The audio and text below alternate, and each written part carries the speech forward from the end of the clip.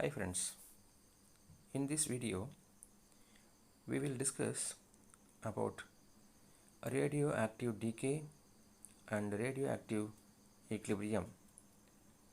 So first one is radioactive decay. Rutherford and Soddy put forward the theory of radioactive disintegration. According to this theory, the quantity of a radioactive element which disappears in unit time is directly proportional to the amount of radioactive substance present at that time. Based on the theory, the following equation is derived which confirms that all radioactive reactions follows first order. That is T equal to 2.303 by lambda log n0 by n, where lambda is a decay constant, n0 is number of radioactive atoms present initially, n is number of radioactive atoms at time t. Half-life period. The time required to disintegrate one half of any radioactive substance is called half-life period. It is denoted in the symbol T 1 by 2. It is equal to 0.693 by lambda. So lambda is a decay constant. Average life. It is denoted in the symbol of tau. It must be equal to 1 by lambda. So lambda we know Tf divided by 0.693. Therefore tau equal to 1.44 into Tf. Since radioactivity is a nuclear phenomenon, it must be connected with the instability of the nucleus. An alpha particle is equal to the bundle of 2 protons and 2 neutrons, and hence it is equal to the helium nucleus. Beta particle is a fast moving electron. Gamma radiation is a wave of very short wavelength with very high energy. Radioactive heavy nuclei decay by a series of alpha emission or beta emissions, finally resulting in the formation of the stable isotope of lead. There are about 4 decay series, that is 4n, 4n plus 1, 4n plus 2 and 4n plus 3 series. It is namely a thorium series, neptunium series, uranium series and actinium series respectively. Types of radioactive decay. So it is classified into 5 types. One is alpha decay, beta decay, positron, that is a beta plus decay, electron capture and isomeric transition. So this is the simple notation of alpha decay. Here the product is less 2 atomic numbers and 4 mass number. In beta decay, the product is increase 1 proton and emit electron and antineutrino. Third one is beta plus decay. Here the product is less 1 atomic number.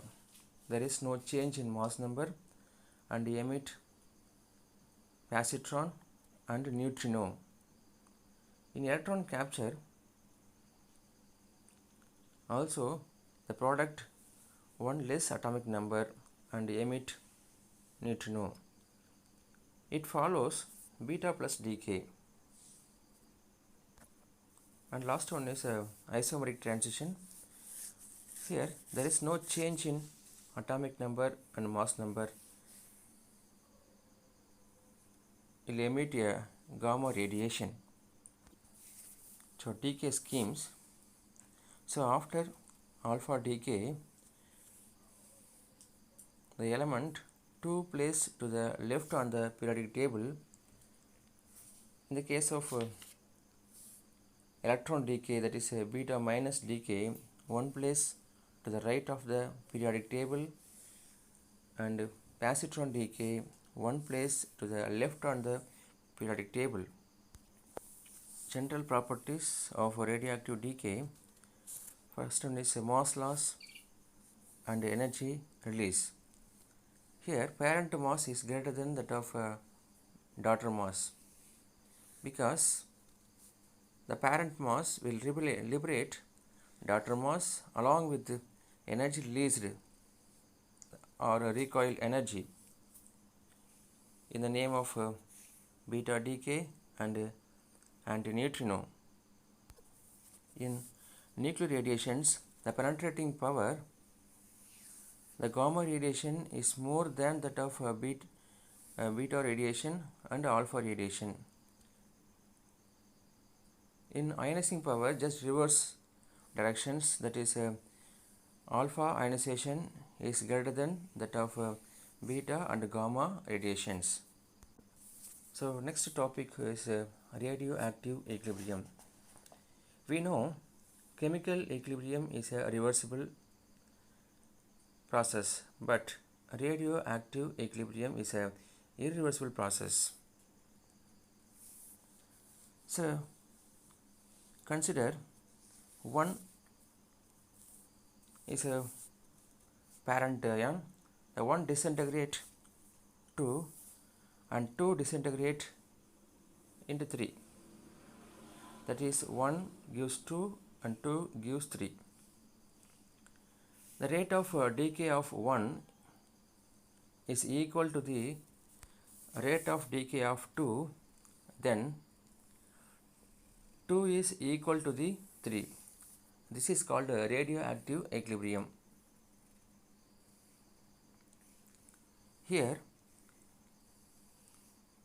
N1 by N2 equal to T of 1 by T of 2, or otherwise called N1 by N2 equal to lambda 2 by lambda 1, where N1, N2 is the number of atoms at equilibrium, lambda 1, lambda 2 is a decay constant, and T of 1, T of 2 is a half-life period of the respective element. Radioactive equilibrium can be classified into two types. One is a secular equilibrium, another one is a transient equilibrium. The difference is only in degree. So parent half-life is greater than that of a daughter's half-life, that is tau 1 greater than tau 2.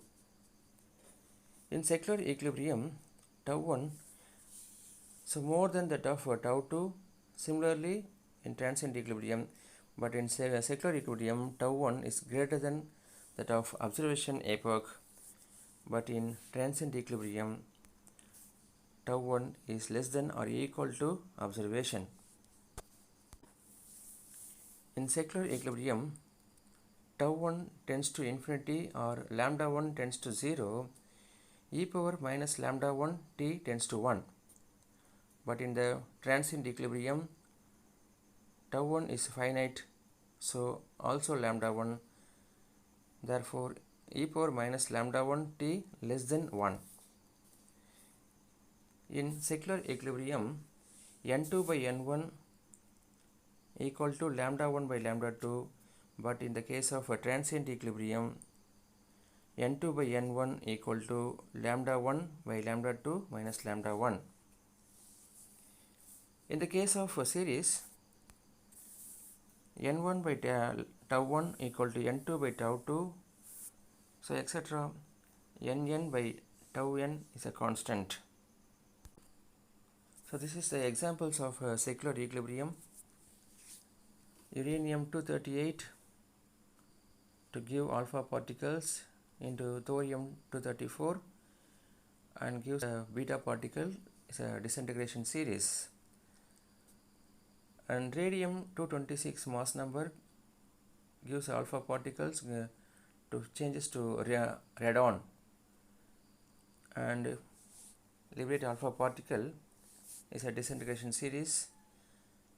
And strontium-90 to liberate beta decay to give yttrium-90 and zirconium-90 is a stable series. This is the transient equilibrium. The thorium-234 liberate beta particles to form a parantherium-234 and liberate a beta particle. This is a disintegration series. And second one is a radon-222 to liberate alpha particles to form a polonium-218. And third one is barium-140 to liberate beta particles to form a lanthanum, and cerium-140, the stable one. And fourth one is bromine-80 is ionization transition to changes to bromine. And finally krypton-80, it's a stable series.